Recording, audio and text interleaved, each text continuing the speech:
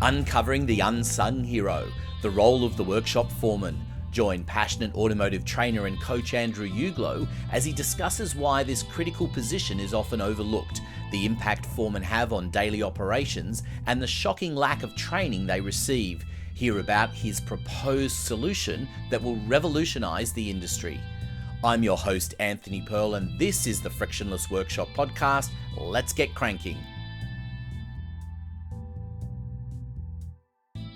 So, Andrew, we've talked in previous episodes about a whole lot of things about optimizing your team and peak performance. But I suppose what we've got to look at is the critical elements of what's driving your team. So I know you've got a little bit of a quiz in mind here. So somewhat nervously, I'm going to try and answer your question for you. So go for it.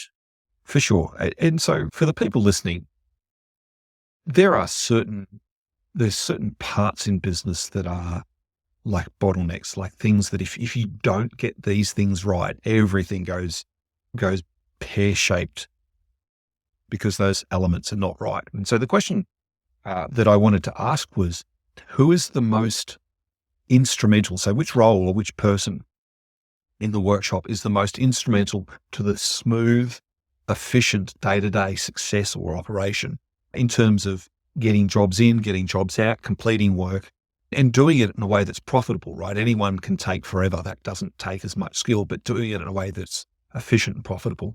So who is the person most instrumental in the smooth, efficient day-to-day operation of a workshop? And I'll throw out some options because I certainly know that the listeners are going, yeah, well, I know who that is. And so right at the top of the list would be management. You know, are they the one most instrumental? What about your customer-facing staff? You know, your service advisors or your customer service officers or whatever name you give them. Of course, there's junior technicians. These are, you know, maybe they're your lube techs, maybe they're your repair techs. Is it your senior techs? Are these the diagnostic gurus, the people who are the problem solvers? Are they the ones most instrumental for the smooth, efficient operation of your business? Apprentices, workshop foreman, and or workshop controller. There's some places that role is one, some places that role is two separate roles depending upon the size of the business. So of those, management, customer-facing staff, junior techs, senior techs, apprentices, foremen, and controllers, who is most instrumental for the smooth operation of the workshop, do you reckon? Well, I think it has to be the foreman, surely, that they're the people that are really on the ground understanding what's going on. Yeah, they manage those day-to-day operations. Don't get me wrong. Management is important. Customer service is critical. If you don't have lube techs, it's going to be hard to make money, all right? You need your senior techs to solve your problems. But the best way to find out, like if you wanted to, because we spoke about in other episodes, well, how do you know what you test? The most effective test I can think of to find out who that would be to go and take that role and give them 2 weeks holiday and just see how your numbers change. So if I send the service manager away for 2 weeks, how did my numbers change? If I send one of my customer service people away for 2 weeks, how did my numbers change? If I send my apprentice on holidays for 2 weeks, I'm sure he won't mind. The question is, I'm going to be cruel here for a minute. The question is, would anyone notice? And for some apprentices, yeah, they would be missed. For other people, maybe less so. But if I send my foreman away for 2 weeks holidays, how do you reckon that makes the workshop run? And not real good, right? Not good. And that load has to fall on someone else, right? So I have to pick up the slack somehow. Maybe I've got a 2IC. Maybe I've got another senior tech who can step in and do some of that, which will help mitigate that. But without my foreman, I'll see my numbers change. Absolutely, I will. And so here's a follow-up question for you. Quick quiz part 2, right? Who in the service department gets the least amount and the least appropriate training or resources? Again, is it management? Is it customer-facing staff? Is it your service advisors? Is it your junior techs or your senior techs? Who's getting the least amount of training? Is it your apprentices? Is it your workshop foreman or is it your workshop controller? Well, I mean, I think if we work through logically all of those things, the one thing is management definitely get plenty of training and they get plenty of opportunity to get training, don't they? Because there's always conferences and there's always things for them to go to. And you can argue that customer-facing staff also similarly get those opportunities. When it comes to the tech side of things, obviously there's technical training that seems to happen, with some regularity that's required. And Yep. then you look at apprentices, well, they're constantly being trained. It's the nature of It's being part an of their, apprentice, right? yeah, absolutely. So then that leaves you with the one person that we talked about before, which is the foreman, because is there actually foreman training? And here's the bit that, again, I get the Microsoft blue circle, I get that mental just. So here's a guy that is instrumental to the day-to-day operations of your workshop. They are vital. I as a tech, I have worked with really uber professional foremen, and I've also worked with foremen who had a fairly significant amount of opportunity to improve. Can I say it nicely like that? And the difference that made in the workshop numbers, and certainly in terms of workshop management, like we know without a good foreman, wow, it's going to be like trying to push water uphill with a toothpick, because they carry such an enormous weight of keeping things running, of unblocking the bottlenecks, of solving the problems, of keeping the techs on task, of dealing with the customers that need some technical expertise rather than, what was written on the back of the repair order. And it's befuddling that here's this person that is so critical to the efficient, smooth operation of a workshop, and there isn't really anything in terms of training for them. Like, there's technical training, and they need that, and they get that. That's vital. But their role isn't solely technical, right? Depending upon the size of your workshop, if you're in a bigger workshop, you'll have a couple of senior techs who can problem solve, who can diagnose, who can do all that sort of stuff. You only need the foreman for that 1% of things that they can't fix, or that 5%, whatever that number is for your business. Most of their time is spent about all of the other tasks that they do. And so the question then arises, well, if we're going to do workshop foreman training, well, what do workshop foremen do? And we have an acronym in automotive, and some of you might have heard of this acronym. And it's the same acronym we use when something works on a car and we're not quite sure how it works. So some years ago, I was being coached by a foreman, and the customer had a problem with the car, was returned, and on the back of the repair order, the foreman who fixed the problem had written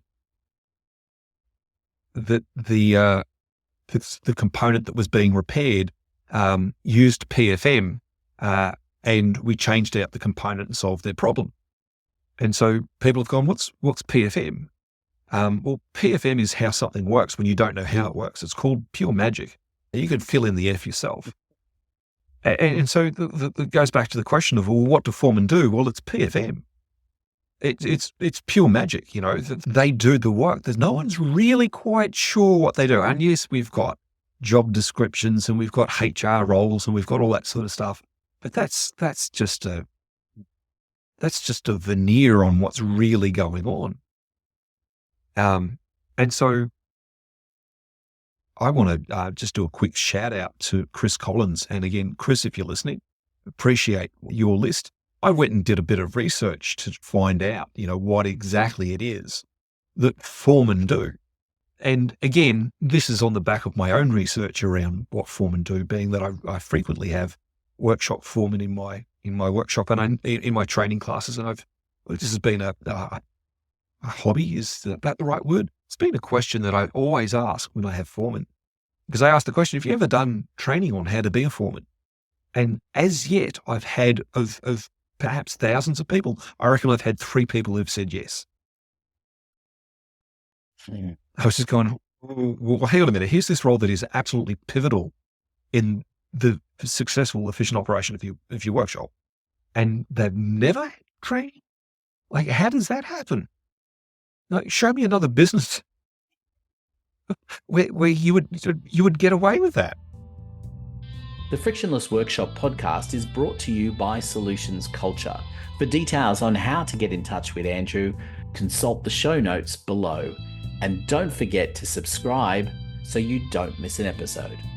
Now, back to the podcast. Well, you took to the problem earlier on as well, where the whole idea is if they take a holiday, what happens? And people have to take holidays, right? So is someone Absolutely. even being trained to interim step up? Right. Usually that falls on one of the senior technicians, and they end up running around like the blue-assed fly, just from job to job to job to job to job. And when the foreman comes back, this person's exhausted. I'm just at your back because I can't keep doing this. This is insane. And again, the senior person, the senior tech that's doing this, he's had no training. He just puts out fires. And whatever's about to go nuclear, that's what gets the attention. And that's a tough way to work because we've all done it. And so the list of things, and this is just some of them, and this will vary by workshop, right? Like we said, smaller workshops, usually the foreman and the workshop controller are the same person. So workshop controller, we know, hands out the jobs, gives the right job to the right tech. Someone who's a transmission guru gets the transmission job. Someone who's an electrical guru gets the electrical job. Someone who's super fast with their hands and loves mechanical things, they get that job. You don't give the electrical dude the transmission work. You don't give the transmission guy the mechanical stuff because they probably hate it, or you don't give the transmission guy the fuel system stuff because it's not their thing. It's not their cup of tea. And certainly here in Australia, we're very fortunate in that most of our good techs are across most systems, but everyone has their preferences. Everyone has their favorites. Everyone has the things that they love, and they have things that they hate. And for what it's worth, I was not a transmission guy. Not at all. I would mentally pull a hamstring every time I tried to figure out transmission stuff, and they kept giving it to me. It's just like, what did I do wrong? Why do you keep giving me this work? I hate transmissions. You're the only one here that seems to succeed in them. Oh, that was a bad idea then, wasn't it? Should have screwed it up. Going back to the way of thinking that we spoke about in the previous episodes, right? But it actually became less painful to go and really put in the effort and learn transmissions than it was to keep bumbling through them. But coming back to our foreman and the role of foreman and controller being one, that's doubly hard, right? Because you kind of, it's just like two hats at the same time.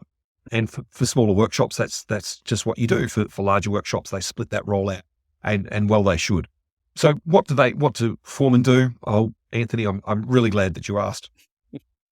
First up is drive production. At the end of the day, if the workshop is not being efficient, well, you're not going to be a workshop for much longer. You're just not. And so this pretty much trumps everything else that foremen should be doing, and that is driving production. Then we have things like training technicians. We've got quality control. So after the jobs are done, checking that the jobs are done right. We all know what happens when we assume that jobs are done right. Okay, we were familiar with that, how that plays out.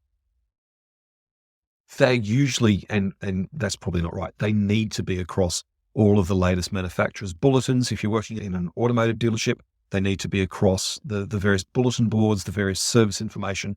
If you're working in a non-genuine, like an aftermarket workshop, you would need to be across all of the weird and wonderful, wacky things that are going on across a whole variety of different brands. You have to bridge departments. And again, we start to talk about bigger workshops where there's often, what's the word I'm looking for? There's often friction, not always, but often friction between the parts department, the sales department, the service department, and the parts department. And so the foreman is kind of like the backdoor diplomat. He's the guy that sort of can get around all of this sort of stuff and just get things done, get parts on time, get the salespeople to do the things that the salespeople need. And they, of course, call on him to do things that they need. But sort of bridging departments, supporting management, safe workplace, and not just safe in terms of workplace health and safety, which is vital, right? That usually falls on the foreman. It's also safe in terms of culture, in terms of the rules of the game, how we play, what we do, what we don't do, what's acceptable, what's not acceptable, following up on comebacks.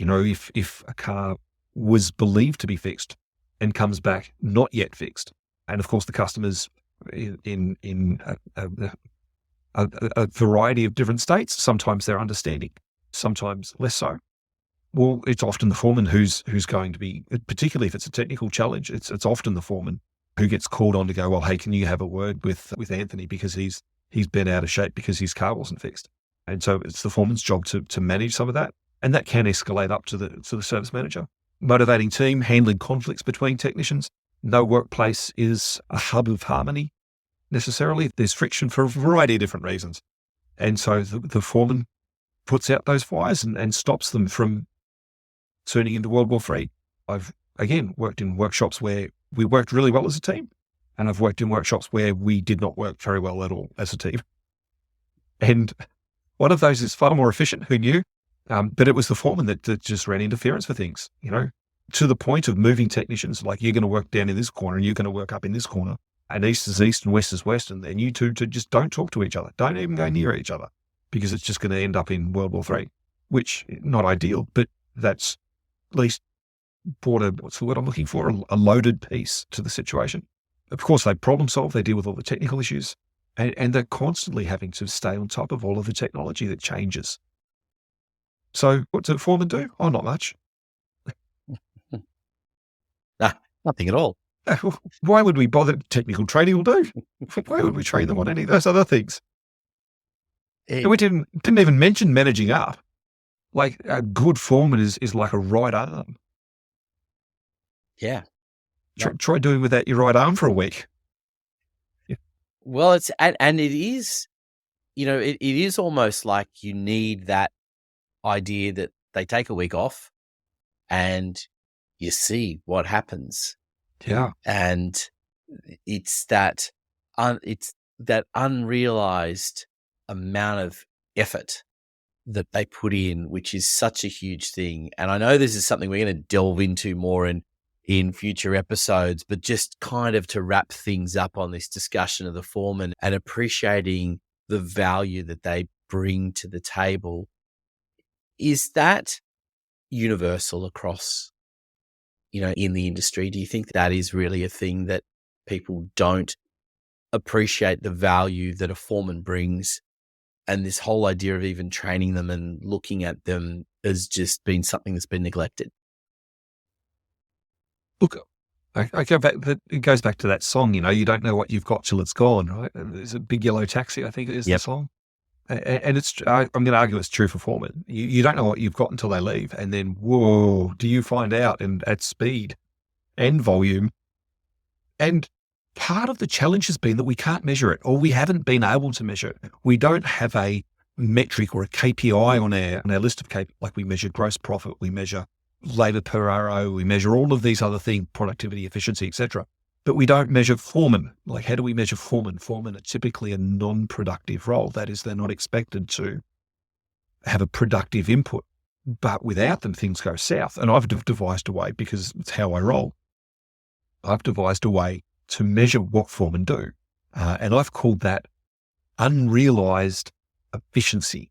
And if we could measure the unrealized inefficiency in our workshop, when I talk about unrealized inefficiency, if the foreman hadn't been there, if they hadn't intervened, if the problem had played out the way it should have because the foreman was on holidays, well, what does that cost?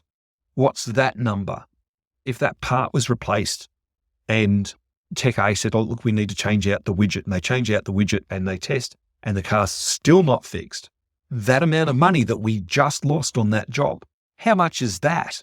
Versus if the foreman had been there and gone, no, don't change out the widget, change out the what's it, because this is not a widget problem, this is a what's it problem.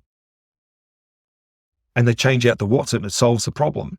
Well, if that had been allowed to play out without the foreman, what's that number? That's the unrealized inefficiency. So the foreman is the filler that makes up the gap between what your people are capable of and where they need to be. So much to unpack there. And I know what we're going to do is dedicate another episode to talking about the foreman and doing that. But it's such an important idea to recognize that in the first place.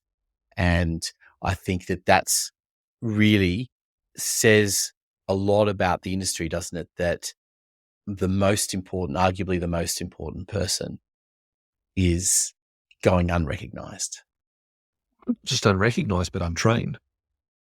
And to quote Blackadder, and this is maybe a reference you get or you don't get, but I have a cunning plan, Anthony. I've just actually decided, like I've done a bunch of thinking about this. I've decided I'm going to remedy this because I think that certainly the foremen need this. Workshop needs this. If they're really going to be efficient, they need this. And this is going to serve the service manager. It's going to serve the profitability of the business and most definitely going to serve the customers as well. I've decided that I'm going to create a foreman school. I'm going to do a foreman academy, and we're going to teach and coach and train foremen in what I'm calling PFM. Now, it's not the PFM that we mentioned earlier. This is the Professional Foreman Method. And there's actually 6 domains that foremen need to master, and we won't go through all of them now, but stay tuned. And if you've got a foreman, if you're listening to this and you've got a foreman, you go, gee whiz, my foreman could do with some training. Or, that's really interesting, Andrew, you say this, that there really isn't anything for foremen because I've looked and I'd love to be able to do something. Well, you can reach out to me at the website at solutionsculture.com. You can also email me at andrew@solutionsculture.com. And we're in the process of putting together a program. I'm reaching out to all of the foremen that I know for people that want to be part of this. And if this sounds like something that could be of value to you, then put your hand up, because this, I believe, is potentially industry changing because there hasn't been anything like this before. Thank you for listening to the Frictionless Workshop podcast. For details on how to get Andrew working with you and your technicians, take a look at the show notes. There's also a link to some special content you can access. I'm Anthony Pearl, reminding you to subscribe so you don't miss an episode.